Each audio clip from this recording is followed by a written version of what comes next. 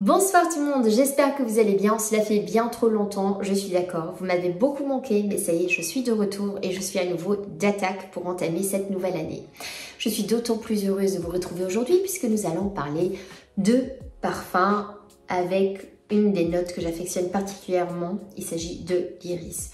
Pourquoi est-ce que j'adore cette note? C'est parce qu'en fait, j'adore les différentes facettes qu'elle peut présenter. J'adore lorsqu'elle est un peu poudrée, j'adore lorsqu'elle est un peu plus grasse, j'adore lorsqu'elle est un peu végétale, lorsqu'elle est un peu plus dans ce côté daim, velours. J'aime également le fait qu'elle ramène beaucoup de raffinesse, de classe aux compositions parfumées. Pour moi, c'est vraiment une des notes qui a tendance à anoblir les parfums. C'est aussi une note, je trouve, qui a beaucoup de poésie, qui a un petit côté mélancolique. Je pense d'ailleurs qu'avec l'encens, c'est probablement la note la plus mélancolique qui me vient comme ça en tête, avec peut-être aussi le foin. Et je trouve également que c'est une note que vous pouvez porter tout au long de l'année, mais surtout également en automne-hiver. Que là, il y a ce côté un peu réconfortant, etc. qui vient, ou ce côté un peu poudré, qui parfois en été peut devenir un peu too much, soyons honnêtes. Et ici, non. Alors, j'ai beaucoup de parfums avec la note d'iris. Je ne vais pas tous les mentionner. J'ai vraiment pris ceux que j'ai trouvés où l'iris était la mieux représentée, où elle ramenait vraiment quelque chose au parfum qui était assez particulier. Donc j'ai pas mal de parfums à couvrir. Je vais un peu faire speed. Je vais pas m'étaler comme d'hab sur tous les parfums parce que sinon, bah, on sera encore ici demain, quoi. Mais voilà. Alors on va commencer par un premier parfum, le plus léger de la liste, le plus portable. Il s'agit du Molecule 01 plus Iris de la marque Eccentric Molecule créée par Gesachön, sorti en 2021. Et c'est un parfum qui n'est pas un parfum, dans le sens où c'est le genre de parfum que vous mettez lorsque vous ne voulez pas forcément sentir un parfum, mais que vous voulez plutôt avoir une espèce d'odeur, un petit voile parfumé. Ici donc, pour ceux qui ne connaissent pas, le Molecule 01, c'est à la base de l'Isoé Super. Et l'Isoé Super, je ne sais pas comment vous le décrire parce que j'ai l'impression pour chacun que c'est différent. Pour moi, l'Isoé Super, il y a un petit côté boisé avec de la fraîcheur, un peu cèdre, très frais, très aérien, très léger, ici accompagné avec de l'iris. Donc c'est juste magnifique pour faire du layering, c'est magnifique pour booster ou comme primer pour vos parfums avec de l'iris. Et également pour les professions par exemple où que vous n'avez pas forcément envie de porter un très gros parfum, bah, vous portez celui-ci. Il est tout dans la délicatesse, donc médecin, travailler dans une crèche, enseignant, infirmier, esthéticienne, peu importe, celui-là il est parfait et notamment également pour faire du layering, c'est comme ça que je l'utilise la plupart du temps. Mais voilà, excellent parfum pour celles qui veulent sentir bon sans forcément sentir un parfum. Ensuite, un des parfums que j'ai le plus porté pendant un certain temps, de mes parfums d'iris en tout cas, Iris de Syracuse de Boucheron, créé par Nathalie Lorson, sorti en 2017. Ici, on est sur un floral poudré, avec une ouverture très poudrée, mais également un côté fruité. Je pense qu'il y a de la poire, il y a de la mandarine, et légèrement épicé, poivré, mais vraiment tout légèrement. Classique, mais en même temps jovial. C'est un parfum avec une iris ici. Je disais que l'iris était mélancolique, mais ici dans ce cas, c'est plutôt une iris joyeuse. Si le côté poudré, il vient avant tout aussi avec cette combinaison héliotrope. Donc il y a une légère, toute petite facette amandée. C'est très printanier comme parfum. Je trouve que la couleur correspond totalement au parfum. C'est aussi plutôt féminin. Et j'adore l'évolution de ce parfum qui va devenir de plus en plus onctueuse. Et à la fin, avec ce musc vanille et très peu de sucrosité. Donc c'est franchement un très joli parfum, convient à tous les âges. Pas classique, mais pas forcément dans le côté très classique, classe, mais classique dans le sens intemporel. Passe-partout, etc. pour le quotidien, pour le travail. Ensuite, pour un autre parfum, iris fruité. Je nomme Oris Tattoo 29 de Parle-moi de parfum. Donc sorti en 2018, créé par Michel Almerac, donc c'est sa marque.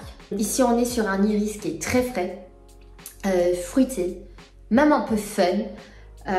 L'iris ici c'est plutôt un beurre d'iris, donc un peu onctueux et en fait il me rappelle un peu des parfums à la figue. Voilà. Ou alors quelque chose dans le genre santal blanc de Van Cleef & Arpels. C'est vraiment ce côté au Parisian Mask, vous voyez. J'ai un peu de ce côté-là dans ce parfum, même s'il reste très frais et très agréable. Mais, ouais, je vous jure que j'ai un rappel de fille. Mais avec un iris, un côté beurre d'iris hyper joli. Moderne, fun, frais, très unisexe. Certainement très très bon en layering aussi avec des parfums que je viens de mentionner, le Philosykos, le Van Cleef & Arpels, le Santal du Pacifique de Paris Monte Carlo. Mais voilà, un parfum que j'ai déjà depuis un certain temps mais que j'ai tendance à oublier.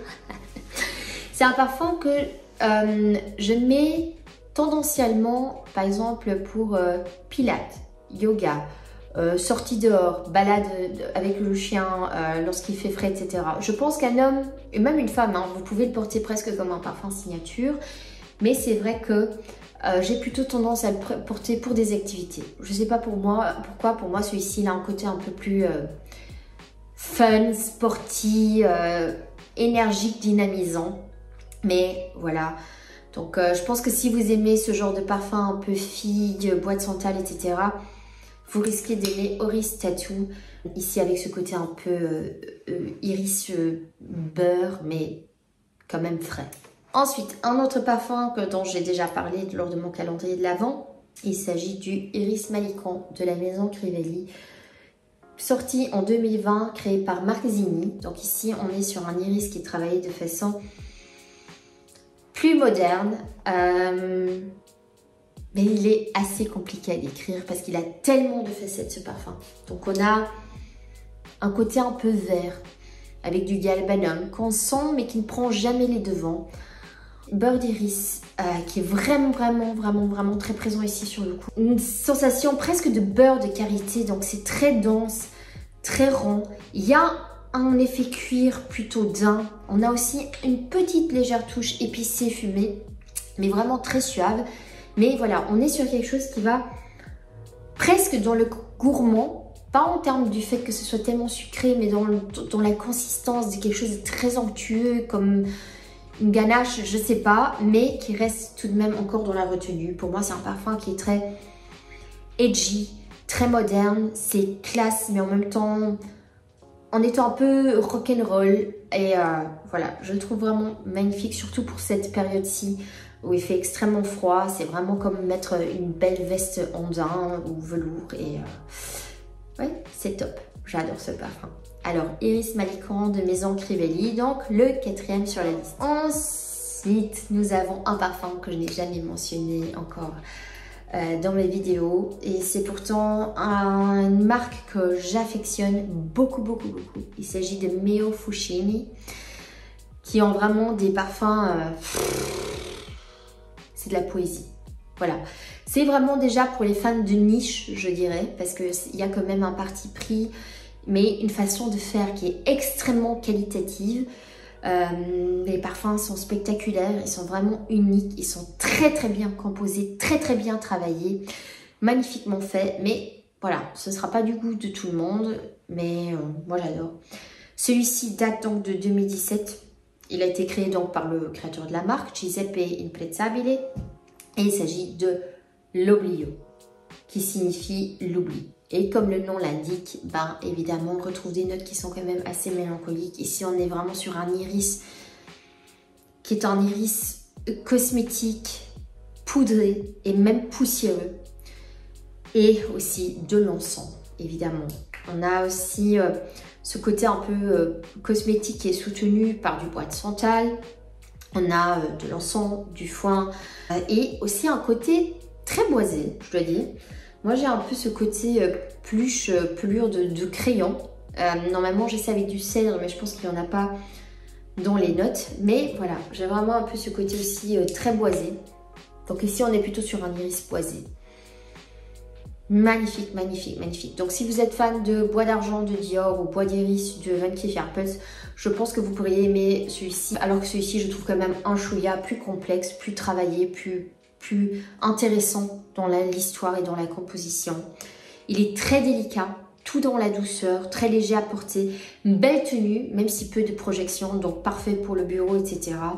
Et magnifique parfum. Je le porte sans problème en cette saison pour le quotidien ou même les week-ends. Voilà, pas forcément le plus formel, pas forcément un parfum très sexy, mais un parfum avec un iris magnifique. Et voilà, l'Oblio de Meo Fushimi. Il y en a un autre, le Violet Nere, qui aurait pu aussi être ici, mais je préfère celui-là. Un autre parfum que j'adore porter, mais que je porte plutôt les week-ends ou lorsque je suis chez moi ou lorsque je vais dîner chez la famille, qui est en fait un parfum qui a été créé en 2011 par François Demachy, ou pas créé en 2011, mais celui-ci il est sorti en 2011, qui est à la base marketé pour les hommes. Il s'agit ici d'un iris cosmétique et c'est Dior Homme Intense. Alors, je le dis et je le redis. Selon moi, le Dior Homme Parfum est le plus beau parfum qui existe pour hommes. Bon, maintenant, il a été retravaillé par Francis Courdigeon. Mais le Dior Homme Parfum, en fait, je trouve plus masculin que celui-ci, le Dior Homme Intense, parce qu'il a en plus une facette, j'ai l'impression, un peu cuirée. Et du coup, je le préfère sur les hommes. Donc, je ne vais pas mettre un parfum que j'adore sentir sur un homme, mais une femme peut tout à fait porter également ce parfum. Attention, je ne dis pas que vous ne pouvez pas. Au contraire. Mais celui-ci, c'est donc celui que moi, j'aime surtout porter. Et c'est une odeur que je trouve qui ramène beaucoup d'élégance et de réconfort en même temps. Avec un fond qui se développe assez vanillé avec des bois. Un iris qui est très performant. Pour moi, c'est une odeur spectaculaire. À chaque fois que je pense au Gentleman, la série Gentleman sur Netflix, je ne sais pas si vous avez regardé, avec ce noble qui après devient trafiquant d'herbes en fait, j'imagine porter par exemple Dior Homme Parfum. Et voilà, ou Dior Homme Intense même. Et celui-ci, je l'adore, je l'adore, je l'adore. Comme j'ai dit, je le porte le week-end, les soirs, lorsque je vais chez la famille, parce que j'ai peur de sentir comme quelqu'un au bureau ou comme un homme dans la rue, etc. Je sais, c'est ridicule, mais c'est comme ça. C'est la vérité. Je vous dis toujours la vérité. Et donc voilà, surtout en tant que femme, n'hésitez pas à découvrir celui-ci. Je pense que ça se dit de plus en plus par ailleurs. Hein. Je ne suis pas la première à le dire. Je pense qu'il y a déjà eu d'autres personnes qui l'ont dit avant moi. Mais voilà, homme-femme, magnifique. Parfum, donc le Dior Homme Intense. Surtout pour cette saison froide, il y a quelque chose de très cocooning, mais en même temps, classe. Un autre parfum, j'en ai déjà parlé aussi, une de mes plus belles découvertes de l'année passée. Il s'agit du Belle Âme de Les Abstraits. Je veux dire, je l'ai depuis quelques semaines seulement et regardez-moi ça. Mais on dirait pas que c'est beaucoup, mais j'ai une énorme collection, donc forcément, ça fait beaucoup. Donc celui-ci, créé par Antoine Lee, sorti en 2022. Les Abstraits, c'est donc une marque qui a été créée par Eugene, ou Eugène en français, qui est un créateur de contenu YouTube et qui a fait de somptueux parfums. Franchement somptueux. Tous les trois sont bons. Celui-ci, c'est vraiment mon chouchou. Mon chouchou. Donc c'est un iris très gras et en même temps, on a une facette très poudrée qui est soutenue ici par un côté un peu cacao et le côté gras par les résines et le bois de santal. C'est somptueux. En plus, on a un petit côté épicé, chaud, avec la cardamome et du gingembre. Il est boisé, également un chouïa musqué sur le fond et même presque vanillé, mais pas tout à fait. Je pense qu'ici, c'est la fève tonka qui vient un peu, avec le bois de santal, ramener cette touche un peu onctueuse, chaude, mais tout le temps avec ce poudré, léger, etc. C'est juste divin. C'est un peu un de ces parfums, comme le Bengale Rouge par exemple, qui vont ramener beaucoup de chaleur lorsque vous les portez, alors que, voilà, qui irradie de la chaleur. Je ne sais pas expliquer autrement, mais ici, un parfum très très très portable, très très très unisexe, avec une belle, vraiment un bel iris qui est travaillé ici, je dois le dire. Ensuite, l'autre parfum sur cette liste, c'est un parfum sorti en 2021, créé par Olivier Pêcheux. En ce moment, il fait un peu fureur sur les réseaux sociaux. Il s'agit du Orphéon de Diptyque.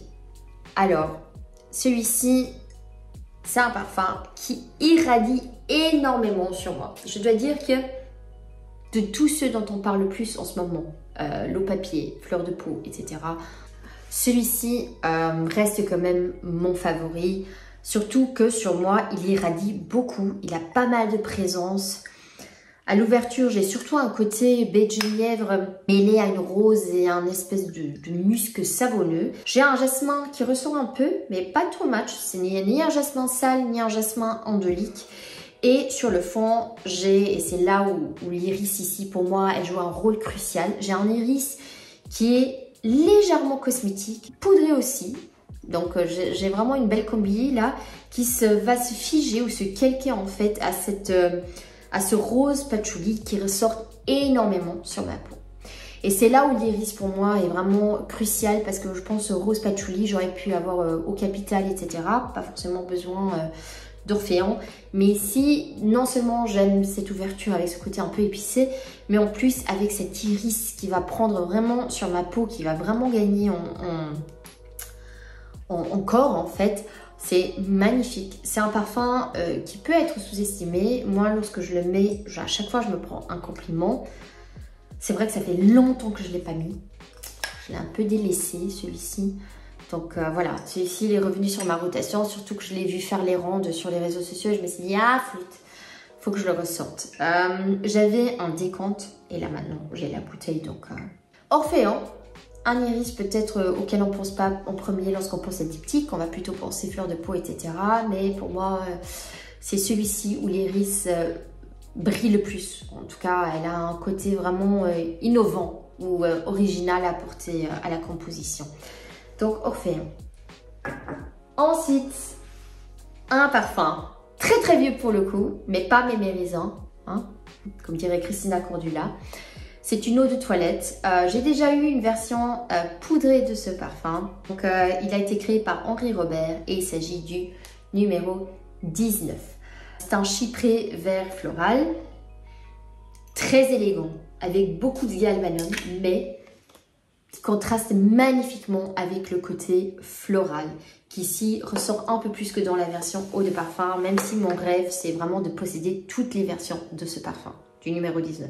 Je veux racheter une fois le poudré, je veux l'eau de parfum, je veux la version parfum, extrait, peu importe ce qui existe, je les veux. Mais du coup, comme ici, on a un peu plus de fleurs que dans la version eau de parfum, ce qui fait aussi que l'iris ressort un peu plus. On n'est pas au même niveau que la version numéro 19, qui est évidemment plus poudrée. Ici, c'est vraiment le côté harmonieux et très contrasté de ce côté vert avec l'iris qui me plaît particulièrement, qui me gagne à chaque fois. Ils sont toutes les versions du numéro 19, comme j'ai dit, sont magnifiques. Mais celui-ci, au printemps, la journée, le sillage, c'est... Chaque fois qu'on me demande le parfum que je porte lorsque je me balade et qu'on le sent sur moi, et que je dis que c'est le numéro 19 de Chanel, les gens ont tous un mouvement de surprise parce que je pense que peut-être on le sent sur touche, mais il faut le sentir vraiment sur peau. Et c'est un de ces parfums qui a la même qualité, selon moi, que le Chanel numéro 5, qui sent divinement meilleur encore dans l'air que forcément si vous êtes tout le temps comme ça. J'adore le sillage de celui-ci. Et c'est ça que j'adore. Donc forcément, je ne vais pas être là tout le temps, gna gna gna, parce que sinon le côté vert, il peut vite devenir ennuyé. Mais donc, par contre, le sillage que vous laissez derrière vous, il est juste spectaculaire. Et donc, voilà pourquoi j'adore celui-ci. J'aime bien l'effet qu'il fait. Il semblerait qu'il ait été reformulé. Je n'en sais rien. Je pense que de ce que j'ai pu sentir, c'est peut-être le côté mousse qui a été baissé. Numéro 19, allez le tester. Et si vous voulez encore plus poudré, allez vers le numéro 19 poudré.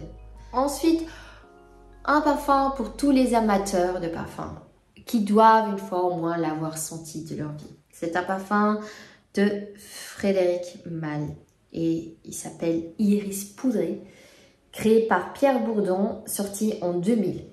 Alors, c'est un parfum digne des grands classiques, Chanel numéro 5, etc. puisque l'ouverture est très aldéhydée.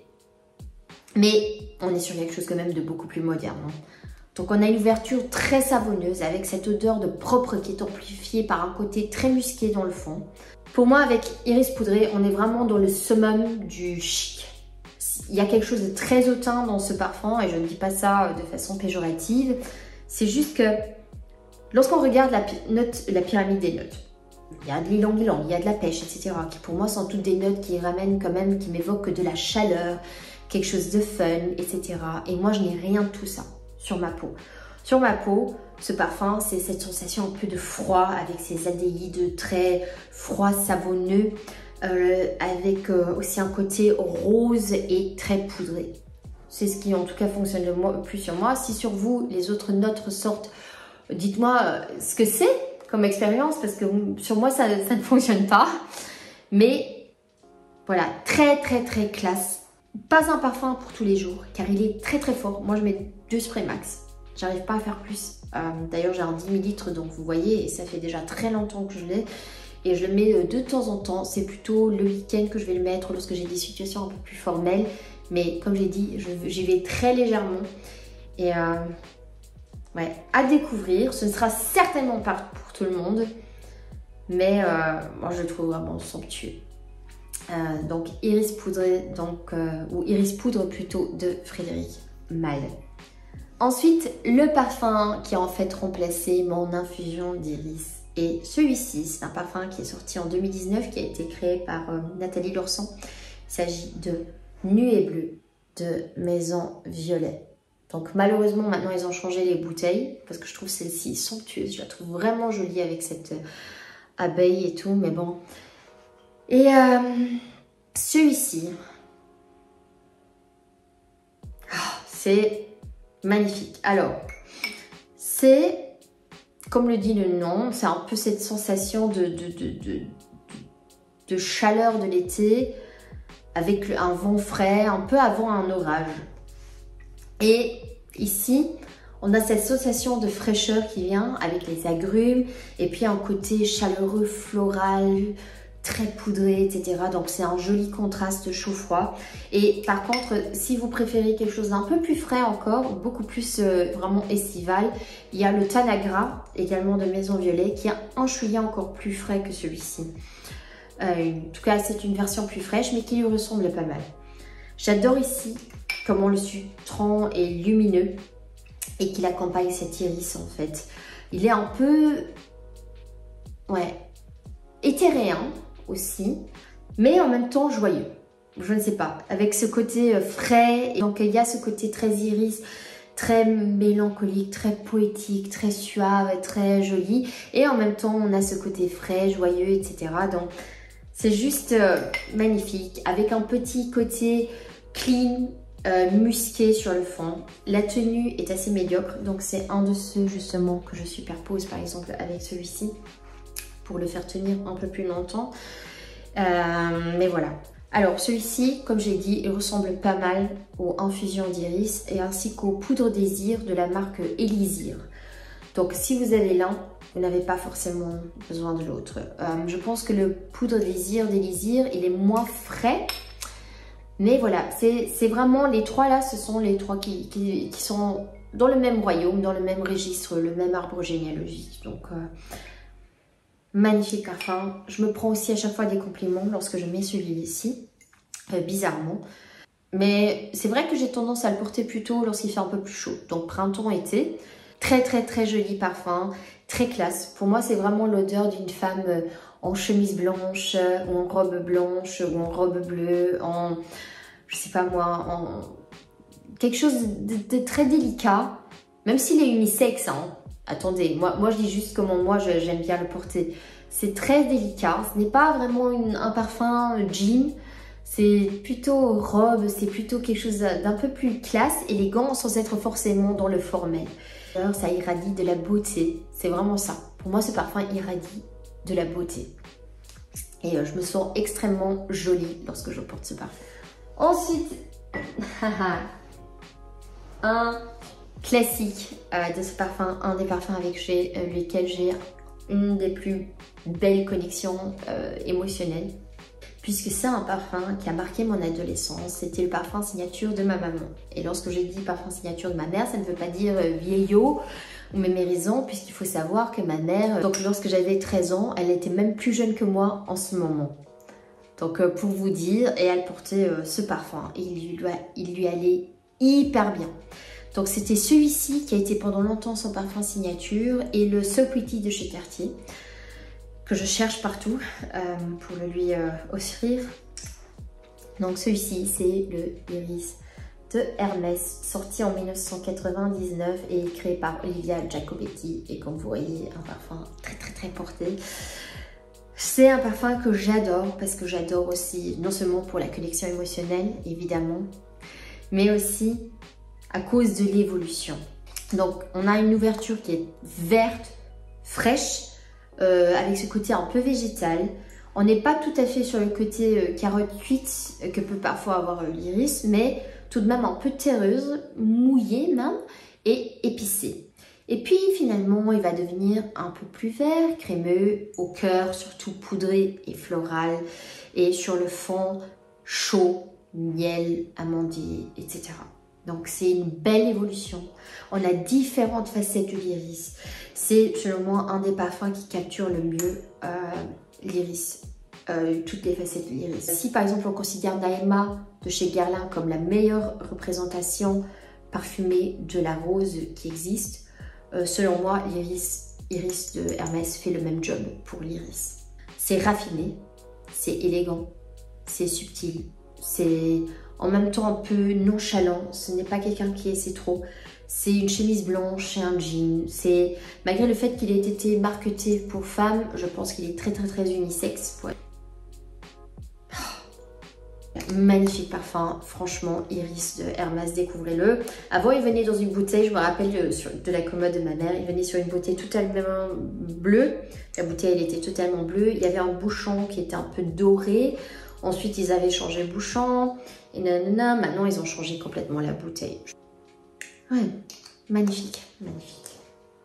Ensuite, un parfum assez iconique qui date du début du XXe siècle, qui a été créé autour de 1906 par Jacques Guerlain, et il s'agit ici de l'après-landais. Donc j'ai en eau de toilette une formulation un peu plus légère, je dois dire, par rapport à l'époque où je l'avais en bouteille, vous savez, ces bouteilles un peu rondes, pas cloche mais un peu flacon de table, je sais pas comment il s'appelait. Bah bon, maintenant tous les parfums se trouvent sous le flacon gendarme, j'ai l'impression presque tous. Même le terracotta, il n'existe plus sous sa forme soleil. Maintenant il existe comme ça. J'ai été... Et je dois dire que c'est un des noms que je trouve les plus beaux dans la parfumerie qui existe après Landais. Je trouve ça tellement joli, tellement poétique. Ah, et le nom va à ravir à ce parfum. Ce parfum, il est très mélancolique. Il est aussi connu comme étant avoir été un des premiers parfums à utiliser du pranaldéhyde, dont l'odeur qui est très douce et chaude ressemble un peu à du mimosa et de la fleur d'aubépine. Et c'est un floral poudré. Et Sylvaine Delacorte l'a un peu décrite comme un iris mouillé.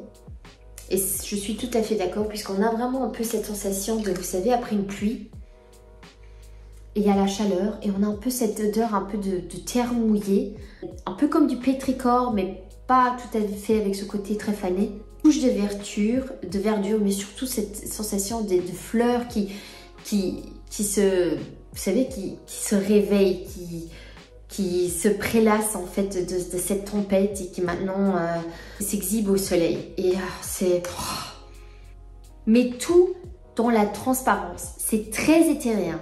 On est sur quelque chose maintenant de beaucoup moins concret que par exemple un matin d'orage, qui a aussi un peu cette odeur de jardin en fleurs après une tempête ou après un orage. Voilà. Non, ici on est sur quelque chose de beaucoup plus aérien, beaucoup plus éthérien. Alors, la formulation ici. Moi je me souviens d'un iris plus prononcé. Ici, j'ai l'impression qu'il y en a moins. Mais ça se peut aussi parce que l'iris, il faut savoir, est une de ces notes qui vieillit le mieux dans la parfumerie. C'est-à-dire qu'elle vieillit très bien. Donc ça se peut que ce parfum ait juste besoin de macérer encore un peu, de vieillir encore un peu. Mais voilà, moi j'avais l'impression que dans l'ancienne formulation, l'iris était un peu plus prononcé que dans celui-ci. Mais n'empêche que c'est un magnifique iris. Il a inspiré l'heure bleue, il a inspiré l'eau d'hiver de Jean-Claude Ellena. Donc voilà, un classique incontournable. Il ne va pas à toutes les peaux. Par exemple, je sais que sur mon mari, ça ne va pas du tout. Et sur moi, il est somptueux. On a l'ouverture aussi des notes anisées, un chouïa confré, juste pour éveiller un peu l'intérêt, pour amener une autre dimension. C'est vraiment assez particulier. Voilà, moi je le porte plutôt personnellement, c'est pas un parfum que je vais porter maintenant forcément pour aller au travail, etc. C'est plutôt les week-ends que j'ai tendance à le porter, où je l'adore et à découvrir très certainement. Mais comme je disais, l'heure bleue de Guerlain est aujourd'hui considéré probablement comme l'iris le plus connu de chez Guerlain. J'aime moins parce que sur le fond, il y a un peu ce côté fleur d'oranger, vanille, que je trouve très jolie, hein. Je trouve l'heure bleue très jolie, mais que j'aime moins que maintenant celui-ci, par exemple. C'est pour ça que je préfère recommander celui-ci, mais attention, l'heure bleue vaut très certainement la découverte, surtout si vous aimez ce côté fleur d'oranger, vanille en plus, donc il va ramener beaucoup plus de densité, onctuosité du corps en fait au parfum. Voilà, ensuite le Nec Plus Ultra, probablement des iris à mes yeux. Un parfum par contre que je n'aurai jamais en bouteille puisque tout simplement je le trouve particulier à porter en fait. C'est pas que je le trouve difficile à porter, je ne sais juste jamais quelle est l'occasion à laquelle je vais le porter. Je suis quand même sur mon deuxième décompte, mais voilà, je me vois mal à un moment donné acheter la bouteille, surtout que maintenant ils viennent que dans des flacons de table. Et donc peut-être que vous l'aurez déjà deviné, il s'agit du Iris Silver Mist, donc de Serge Lutens, créé par Maurice Roussel, sorti en 1994. Oh, c'est un iris tellement particulier, tellement à nouveau très faceté. Ici par contre on est sur une ouverture qui rappelle un peu ce côté carotte cuite. Très présent ici l'iris, il n'y a pas du tout de côté sucré. On a un tout petit côté poudré, mais je pense qu'ici c'est plutôt Ouais, ici on a vraiment ce côté carotte cuite un peu qui ressort, mais qui va presque métallique.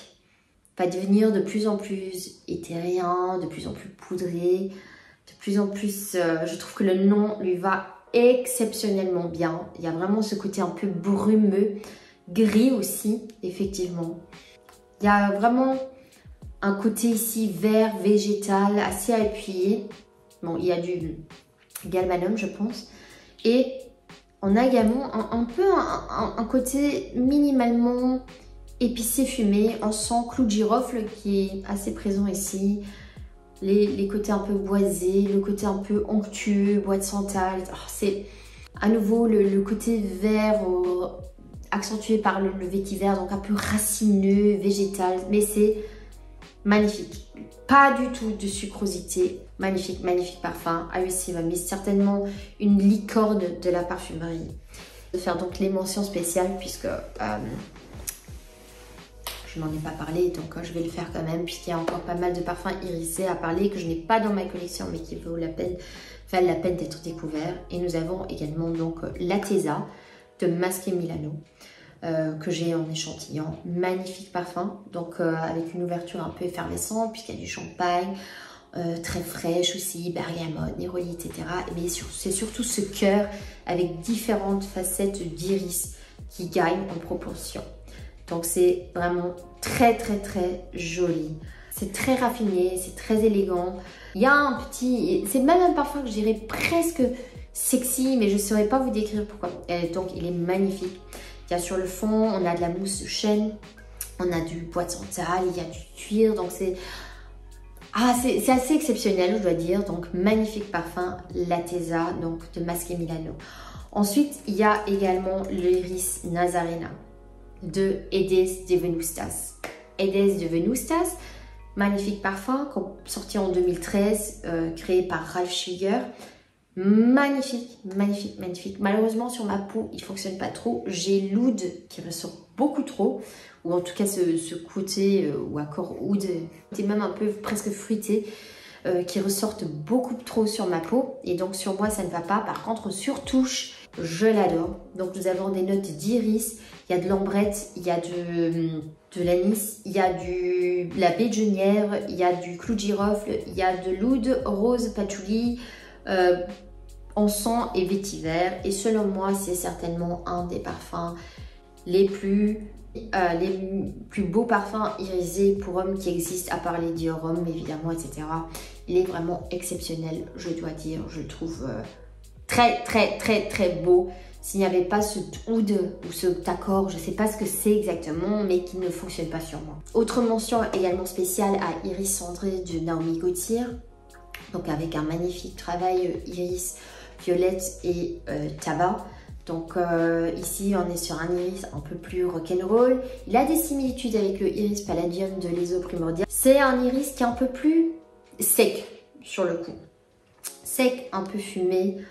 Et donc assez particulier, mais aussi un iris qui a travaillé un peu avec cette facette carotte, légèrement carottée, etc. Donc assez intéressant. Voilà, donc je pense avoir dit mes meilleures références, en tout cas pour l'iris. J'espère peut-être vous en avoir fait connaître quelques-unes. Ce n'est, comme je l'ai déjà dit, certainement pas exhaustif. Je peux pas tous les posséder, je peux pas tous les mentionner dans une vidéo, mais en tout cas voilà. J'espère que ça vous a plu. Comme toujours, cela a été un moment de détente que j'ai eu avec vous. Surtout, n'hésitez pas à partager avec nous votre iris favori. Je cherche toujours à découvrir des iris que je ne connais pas. Je vous dis à la prochaine. N'hésitez pas à vous abonner si ce n'est pas encore fait. Bonne soirée ou bonne journée et ciao. Portez-vous bien.